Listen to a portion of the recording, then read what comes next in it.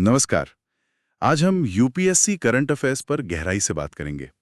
तारीख है 11 मई 2025 और ये भाग 1 है। ये चर्चा खास तौर पर यूपीएससी उम्मीदवारों के लिए है। और हाँ, हो सकता है कुछ विषयों पर हमने पहले भी बात की हो, तो ये एक तरह से आपका रिवीजन भी हो जाएगा। बिल्कुल।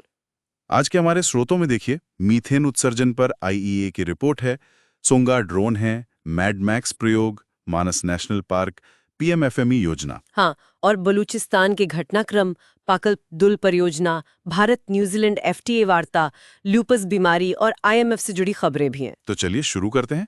सबसे पहले मीथेन, आईईए की ताजा रिपोर्ट क्या कह रही है? उत्सर्जन बहुत ज्यादा है। हाँ, ग्लोबल मीथेन ट्रैकर 2025 के अनुसार 2024 में ऊर्जा क्षेत्र से करीब 145 मिलियन टन मीथेन उत्सर्जन हुआ। और इसमें भी देखिए, तेल और गैस सुविधाओं का हिस्सा ही 80 मिलियन टन से ज्यादा था। ओह, ये तो काफी बड़ा आंकड़ा है। और मीथेन ये मतलब ग्रीनहाउस गैस के तौर पर कितनी खतरनाक है? बहुत ज्यादा। ये वैश्विक ग्रीन हाउस गैसों का लगभग 30% है, लेकिन इसकी गर्मी पकड़ने की क्षमता, जिसे GWP कहते हैं, वो 20 साल की अवधि में CO2 से लगभग 80 गुना ज्यादा है। 80 गुना? बाप रे। जी। इसके मुख्य मानव जनित स्रोत हैं कृषि, ऊर्जा, जो कि 35% से ज्यादा के लिए जिम्मेदार है, और हाँ, कचरा प्रबंधन। अच्छा, तो ऊर्जा क्षेत्र में कहाँ से आ रहा है ये उत्सर्जन? तेल, गैस? हाँ, तेल से करीब 45 मिलियन टन, प्राकृतिक गैस से 35 मिलियन टन, कोयले से 40 मिलियन टन से भी ज्यादा। फिर वो जो पुराने बंद कुएं हैं, उनसे भी रिसाव होता है। तो क्या इसे कम करने के उपाय हैं? मतलब क्या ये संभव है? अच्छी बात यह है कि हाँ, मौजूदा तकनीक से ही जीवाश्म ईंधन वाले मीथेन उत्सर्जन का करीब 70% कम किया जा सकता है, जैसे लीकेज ठीक करना, पुराने कुओं को सही से बंद करना वगैरह। मतलब टेक्नोलॉजी मौजूद है, बस उसे लागू करने की जरूरत है। बिल्कुल। चीन, अमेरिका, रूस, ईरान, तुर्कमेनिस्तान, भारत, ये कुछ बड़े उत्सर्जक देश हैं। और याद होगा, COP26 में वैश्विक मीथेन प्रतिज्ञा हुई थी। 2030 तक 30% कमी का लक्ष्य है। चलिए अब थोड़ा रक्षा क्षेत्र की बात करते हैं। ये सोंगा ड्रोन, हाल ही में पाकिस्तान ने लेह से सरक्रीक तक इनके इस्तेमाल की कोशिश की थी। ये क्या चीज है? सोंगा ड्रोन, ये तुर्की की एक रक्षा कंपनी है, आसिस गार्ड, उसने बनाए हैं। ये तुर्की के पहले स्वदेशी सशस्त्र ड्रोन सिस्टम यानी UAS माने जाते हैं। सशस्त्र मतलब हथियार ले जा सकते हैं? हाँ, यही इनकी खासियत है। इनकी रेंज करीब 10 किलोमीटर है, 3000 मीटर की ऊंचाई तक जा सकते हैं, रियल टाइम वीडियो भेजते हैं। लेकिन इन पर असॉल्ट राइफल, ग्रेनेड लॉन्चर, यहाँ तक कि छोटे मोर्टार भी लगाए जा सकते हैं। ओह, ये तो चिंता की बात है। बिल्कुल। सीमा सुरक्षा के लिए ये एक नई तरह की चुनौती पेश करते हैं, क्योंकि ये आसानी से उपलब्ध हो सकते हैं। ठीक है, अब विज्ञान की दुनिया में चलते हैं। मैड मैक्स प्रयोग, इसने डार्क फोटॉन पर कुछ नतीजे दिए हैं। हाँ, MADMX यानी magnetized disk and mirror axion experiment. इसका लक्ष्य है डार्क मैटर के कणों जैसे एक्सियन और डार्क फोटॉन का पता लगाना। डार्क फोटॉन, ये क्या होता है? ये अभी काल्पनिक कण हैं, फोटॉन जैसे ही, पर माना जाता है कि इनमें द्रव्यमान होता है और ये डार्क मैटर का हिस्सा हो सकते हैं। खास परिस्थितियों में ये साधारण फोटॉन में बदल सकते हैं। अच्छा, तो MADMX ने इन्हें ढूंढ लिया? नहीं, अभी तक तो नहीं मिला है, लेकिन इस प्रयोग ने ये दिखाया है कि उनका डिटेक्टर काम कर रहा है, और वो भी पिछली तकनीकों से कई ज्यादा संवेदनशीलता के साथ। मतलब उन्होंने ऐसी पैरामीटर रेंज को जांचा है जो पहले कभी नहीं जांची गई थी। तो ये खोज की दिशा में एक अहम कदम है, भले ही अभी कुछ मिला ना हो। बिल्कुल। अब आते हैं मानस नेशनल पार्क पर, असम में। वहां हाल ही में हाथियों के शिकार के मामले में कुछ गिरफ्तारियां हुई हैं। इस पार्क की क्या अहमियत है? मानस नेशनल पार्क, ये असम में हिमालय की तलहटी में है और इसकी सीमा भूटान के रॉयल मानस नेशनल पार्क से लगती है।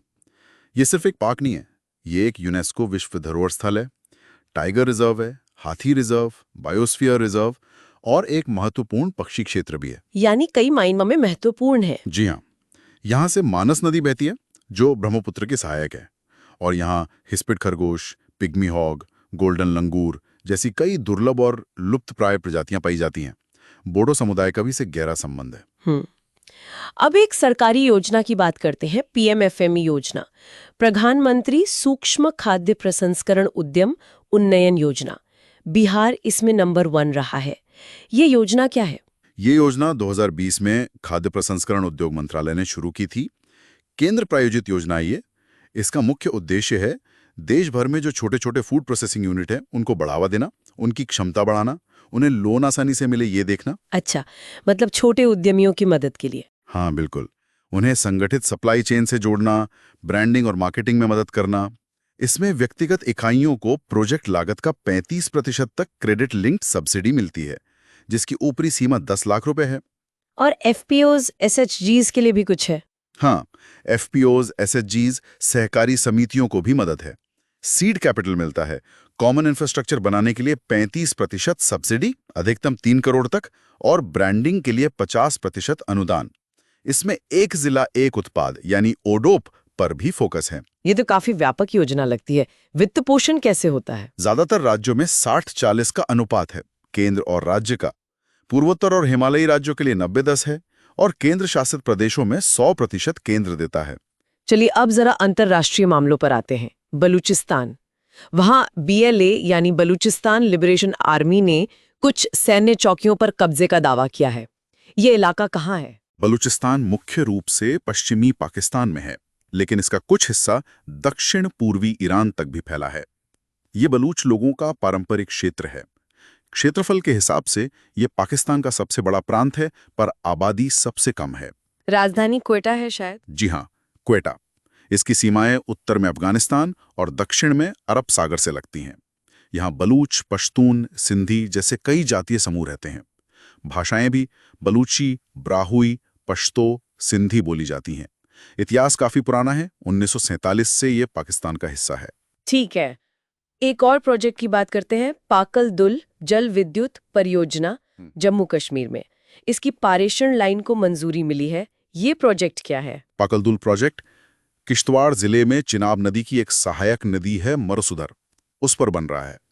ये 1000 मेगावाट यानी 1 गीगावाट का run of the river project है। रन ऑफ द रिवर मतलब? नदी के स्वाभाविक प्रवाह का इस्तेमाल करके बिजली बनाना, बहुत बड़ा जलाशय बनाए बना। इसमें 167 मीटर ऊंचा कंक्रीट फेस रॉकफिल बांध बनेगा और एक भूमिगत पावर हाउस होगा जिसमें 4 टर्बाइन्स 250 मेगावाट प्रत्येक होंगे। और इसे बना कौन रहा है? इसे Chenab valley power projects private limited यानी सीवीपीपीएल बना रही है। ये एनएचपीसी, जेकेएसपीडीसी और पीटीसी इंडिया का जॉइंट वेंचर है। जम्मू कश्मीर को इससे पहले 10 साल तक 12% बिजली मुफ्त मिलेगी। ठीक है, अब भारत न्यूजीलैंड मुफ्त व्यापार समझौते यानी एफटीए पर आते हैं। पहले दौर की बातचीत हुई है। न्यूजीलैंड के बारे में कुछ मुख्य बातें। न्यूजीलैंड हम जानते हैं दक्षिण पश्चिमी प्रशांत महासागर में एक द्वीपीय देश है। 2 मुख्य द्वीप हैं, उत्तरी और दक्षिणी, जिन्हें कुक जलडमरू मध्य अलग करता है, और साथ में 700 से ज्यादा छोटे द्वीप हैं। ये पैसिफिक रिंग ऑफ फायर का हिस्सा भी है शायद? हाँ बिल्कुल, इसलिए यहाँ भूकंप और ज्वालामुखी आम है। भूगोल काफी विविध है। कैंटरबरी मैदान है, माउंट कुक सबसे ऊंची चोटी है, लेक टुपो सबसे बड़ी प्राकृतिक झील है। और भारत से व्यापार क्या निर्यात करते हैं हम न्यूजीलैंड को? मुख्य रूप से फार्मास्यूटिकल्स, कपड़े, मशीनरी और कृषि उत्पाद जैसे मसाले, चावल वगैरह। पर हाँ, अभी तक कोई एफटीए फाइनल नहीं हुआ है, बातचीत चल रही है। समझ गया। अब संक्षिप्त में एक स्वास्थ्य मुद्दे पर बात करते हैं, लूपस। ये क्या बीमारी है? लूपस एक ऑटो इम्यून बीमारी है। इसमें शरीर का अपना इम्यून सिस्टम गलती से अपने ही स्वस्थ ऊतकों और अंगों पर हमला करने लगता है, जैसे कि जोड़ों, त्वचा, किडनी, दिमाग, दिल, फेफड़ों पर। इसका कारण पता है? सटीक कारण तो नहीं पता, लेकिन माना जाता है कि इसमें जेनेटिक, हार्मोनल और पर्यावरणीय कारक तीनों की भूमिका हो सकती है। ये महिलाओं में ज्यादा आम है। इसके कई प्रकार हैं, जैसे एसएलई सबसे आम है। लक्षण भी अलग अलग होते हैं और आते जाते रहते हैं, जोड़ों में दर्द, रैश, थकान वगैरह। क्या इसका इलाज है? पूरी तरह से इलाज तो नहीं है, लेकिन दवाओं और जीवन शैली में बदलाव करके इसे काफी हद तक कंट्रोल किया जा सकता है। आखिर में आईएमएफ यानी अंतर्राष्ट्रीय मुद्रा कोष, इसने हाल ही में पाकिस्तान को कुछ फंड जारी किया है। आईएमएफ के बारे में एक छोटा सा रिकैप। जी, आईएमएफ यानी अंतर्राष्ट्रीय मुद्रा कोष, ये संयुक्त राष्ट्र की एक विशेष एजेंसी है। 1944 में ब्रेटन वुड्स सम्मेलन में बनी थी। इसका मुख्य उद्देश्य है वैश्विक मौद्रिक स्थिरता सुनिश्चित करना। और ये काम कैसे करता है? इसके 3 मुख्य काम हैं। सदस्य देशों की अर्थव्यवस्थाओं पर निगरानी रखना, जरूरत पड़ने पर वित्तीय सहायता देना शर्तों के साथ, और तकनीकी सहायता प्रदान करना। इसके 190 सदस्य देश है। इसमें वोटिंग पावर वगैरह कैसे तय होती है? वो कोटा आधारित होती है, जिसे SDRs यानी स्पेशल ड्राइंग राइट्स में दर्शाया जाता है। इसका मुख्यालय वॉशिंगटन DC में है। तो ये थी आज की कुछ अहम खबरें और उन पर हमारी चर्चा। पर्यावरण, रक्षा, विज्ञान, भूगोल, सरकारी योजनाएं, अंतर्राष्ट्रीय संबंध और स्वास्थ्य से जुड़े मुद्दे। हाँ, और जाते जाते एक सोचने वाली बात, हम जलवायु परिवर्तन की चर्चा में अक्सर CO2 पर ही फोकस करते हैं, लेकिन मीथेन की जो अल्पकालिक वार्मिंग क्षमता है वो बहुत ज़्यादा है और उसे कम करने की तकनीकें भी मौजूद हैं। तो क्या सिर्फ मीथेन पर एक टारगेटेड वैश्विक प्रयास करने से हमें ज़्यादा तेज़ी से जलवायु लाभ मिल सकते हैं? क्या इस पर फोकस या फंडिंग बढ़ाने की ज़रूरत है? बिल्कुल, ये एक महत्वपूर्ण सवाल है। जैसा हमने शुरू में कहा था, कुछ विषय दोहराए गए होंगे। उम्मीद है ये आपके रिवीजन में मददगार रहा होगा। हमें उम्मीद है कि ये चर्चा आपके लिए उपयोगी रही होगी। ताज़ा तरीन विश्लेषण के लिए हमें लाइक और सब्सक्राइब करना ना भूलें। अगली बार फिर मिलेंगे।